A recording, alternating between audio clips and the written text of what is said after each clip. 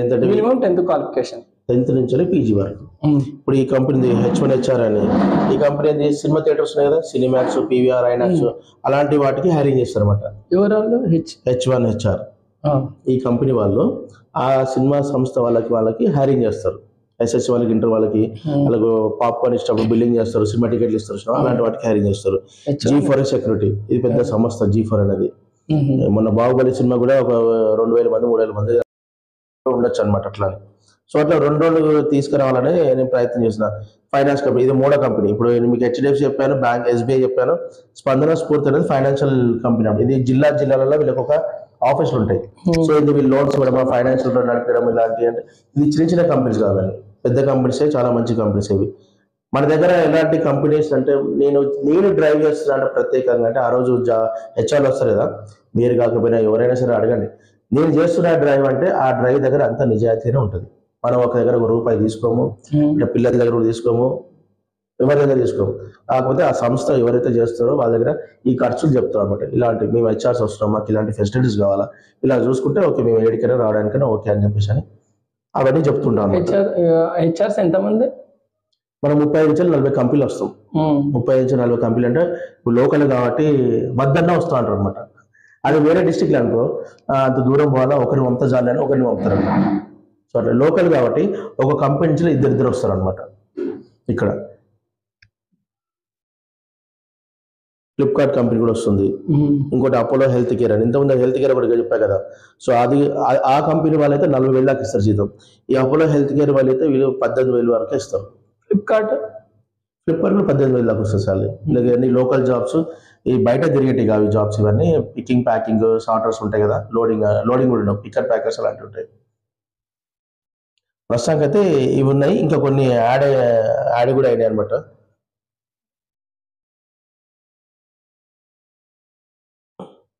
అట్లా యాడ్ అయినా కూడా చూపిమన్నా కూడా చూపిస్తా ఒకసారి. ఇప్పుడు మనం 10th క్లాస్ నుంచి PG దాకా అందరికి అంతే, 10th to PG. సో వాళ్ళకి ఏమేమి కంపెనీస్ ఉంటే అన్ని నాన్ ఐటీ కంపెనీస్ ఏంటి అంటే మనం ఒకటి ఇంతమంది చేసాం అనమాట. ప్రధానంగా మనం ఫోకస్ చేసేది నాన్ ఐటీ కంపెనీస్.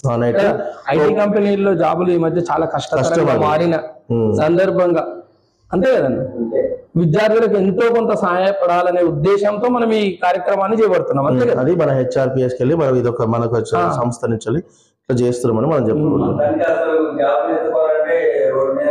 చాలా కష్టం ఉంది, ఎంతో కొంత ఆసరాగా వాళ్ళు పని చేసుకుంటూ చదువుకోవడానికి ఉపయోగపడుతుంది కదా. స్మార్ట్ ఆఫర్ లెటర్ ఇంట్రెస్ట్ అయిపోతూనే వాళ్ళకి అప్పటికప్పుడు అపాయింట్మెంట్ లెటర్ ఇచ్చారు. అప్పటికప్పుడే ఇచ్చేస్తారు. ఇక వాళ్ళు ఎప్పుడు వచ్చి జాయిన్ అవుతారు అనేది వాళ్ళ చేతిలో ఉంటుంది. మనం డేట్ అంటే ఒకటి ఫిక్స్ చేస్తారు, అంటే 10 రోజులు. బాండ్ ఉంటుందా? ఏది ఉండదు సార్, బాండ్ ఉండదు. ఎవరు కూడా ఒక అమౌంట్ కూడా తీసుకోరు, మీరు అమౌంట్ కడితే జాబ్ అని అలాంటిది ఏమి ఉండదు. అన్ని ఫ్రీ ఆఫ్ కాస్ట్ గానే జరుగుతాయి ఇవన్నీ. అంటే శాలరీ మనకి 12,000 నుంచి స్టార్ట్ కదా, 12,000కి స్టార్ట్, 40,000 ఎండ్, అంతే కదా. వీటిలో పెట్టాను సార్. అందుకే ఐటీ ఎందుకు పెట్టంటే ఒకటి 2 వస్తాయి కాబట్టి అట్లా. సో ఇవి మనం చెప్పాలి, ఏమేమి కంపెనీస్ వస్తాయి, ఏమేమి సెక్టార్స్ కంపెనీస్ వస్తాయి. BPO మార్కెటింగ్ అని, డిజిటల్ మార్కెటింగ్ కావచ్చు, లేకపోతే pharmacy companies, BPO companies, hotel management companies. Hotel management లో ఏమున్నాయో ఇప్పుడు ఇందులో ఉంది హోటల్ మేనేజ్మెంట్, అది లేదు మరి, అది ఒకటి చెప్పొద్దు మనం. Banking sector, logistics, manufacturing, so అలాంటివి కూడా వస్తాయి.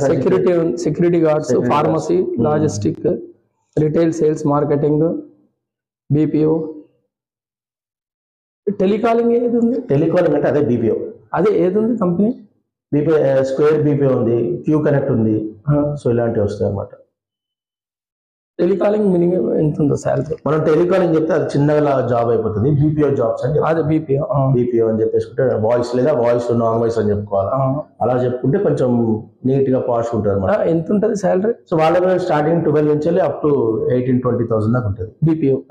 వాళ్ళ ఫ్రెషర్, ఎక్స్ప్రెస్ లేదా క్వాలిఫికేషన్, SS, ఇంటర్మీడియట్, మేము ఇంతమంది పిల్లలకి పలానా ఇన్ని నెలలు అంటే ఒక నెల 30 days 50 days మేము ట్రైనింగ్ ఇచ్చి వాళ్ళ సర్టిఫికేట్ ఇచ్చేసి వాళ్ళనే వేరే కంపెనీస్లోకి ప్లేస్మెంట్ చేస్తాం.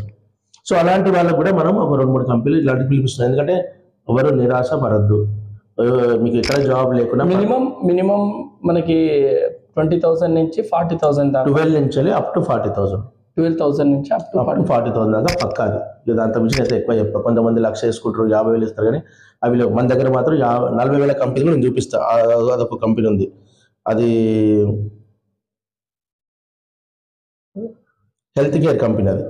సో ఆయన 40,000 దాకా ఇస్తాడు సాలరీ, 30 నుంచి 30, 45. హెల్త్ కేర్ ఇప్పుడు business opportunity, business process outsourcing BPO. రామగుండంలో జాబ్ మీద పెట్టిన 90 కంపెనీలతో జాబ్ మీద పెట్టిన. రామగుండంలోనే సింగరేణి మాదటే బెల్ట్. అది చూసి మాకు ప్రతి సింగరేణి ఏరియాలో జాబ్ మీద పెట్టమని చెప్పారు, కానీ ఆ తర్వాత ఈ వర్షాలు పడడం ఇవన్నీ కావడం వల్ల మళ్ళీ ఇప్పుడు ఆగిపోయినాం. జాబ్ మీద ఎంతమంది వచ్చారు అక్కడ రామగుండం? 6, అది మనకు అన్ని ప్రూఫ్ ఉన్నాయి. 6,500 చిల్లర హాజరైతే అందులోకి 3,000 చిల్లర మనం అందరికి జాబ్లు పెట్టించాం. అది కూడా సార్కి పంపించిన నేను. వాళ్ళు ఏం చేస్తారంటే ఈ ఇంటర్మీడియట్ SSC వాళ్ళని లేదా BS అగ్రికల్చర్ వాళ్ళకి వేరే పోస్ట్ ఉంటుంది, టీమ్ లీడర్ పోస్ట్ ఉంటుంది. ఈ SSC ఇంటర్వ్యూలు చేసే వాళ్ళకి అయితే ఫీల్డ్ వర్క్ ఉంటుంది. వీళ్ళు ఏం చేస్తారంటే మార్నింగ్ వాళ్ళకి ఏ డిస్ట్రిక్ట్ వాళ్ళు ఆ డిస్ట్రిక్ట్ జాబ్స్ ఉంటాయి అనమాట. వాళ్ళ లొకేషన్ లో ఆ ఊర్లలోకి వెళ్ళేసి పొద్దున్నే ఉంటారు.